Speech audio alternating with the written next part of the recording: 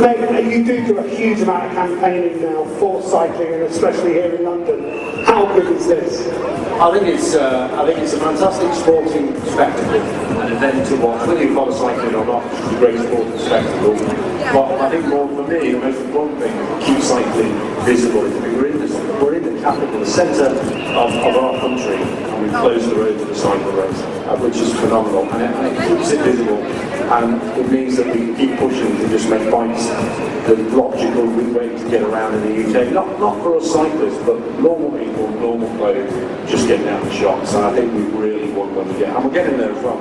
It is definitely happening. I mean, the fact that we're here because some of the route we've used before is being built into a cycle highway. So it's an irony, isn't it? It's a cycle super highway that's actually pushed us off the course that we would normally use. But that's brilliant though, isn't it? Well, it is. It means that we're actually investing for the future, you know, and those kind of changes, they take time, they're going to take decades, but we're moving in the right direction. We've got rid of these, let's keep the cyclists safe by getting around the way from cycle packs into let's make it the most convenient thing for people to get around by bike. It's a big shift, and it's instigated, the epicentre of it is London, and that's where it should be, in the capital, and the rest of the country, I hope will follow suit.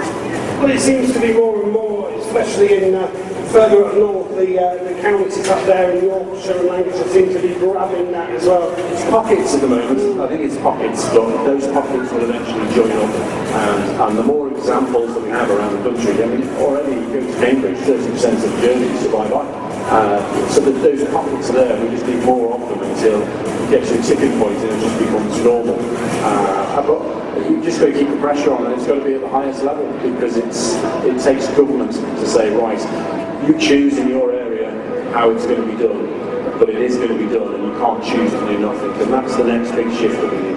But it has increased incredibly. I mean, you might not remember this, but I spoke to you in 2007 when the Tour de France came to London. We did a road show for Transport for London, and I remember chatting to you, and you were saying, you know, this is, we hope it's going to be the pinnacle, it's going to start something, you know, and it really has. Yes, it has. You know, loving or hating, Boris Johnson, a year or so later, said, right, okay, I'm going to invest £1 billion in cycling and commit it for 10 years, and we're now really starting to see that take effect. But things like the Tour coming to the UK, and there's the Aviva Tour of Britain, keeps it visible all the time, and that constant awareness makes all the difference. Talking about Aviva, the connection between Aviva and Tour of Britain seems to be a good fit. Well, the colours are good, aren't they? It all meshes together quite nicely. I think it is. You need to have finishes in the capital, you need sponsors of this size, and it gives this event credibility. It's great hotels and things for the riders, small things behind the scenes that you don't see that makes the athletes want to come back. Then you get a bigger field, then you get more people watching it. It's all part and parcel of making it big, keeping it big. I don't know if anybody's had a chance to see the highlights from yesterday's stage, but I have to say, we watched it live, obviously, and commentated on it, and then we got to see the highlights.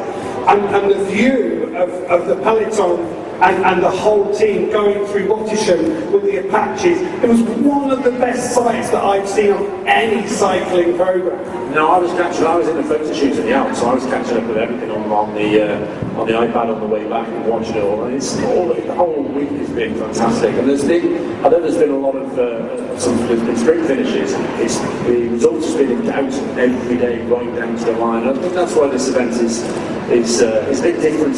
It's somebody who's lucky to go to Mart, or some of the younger riders who want to have a go, they get a chance to mix it with the very best in the country, very best in the world.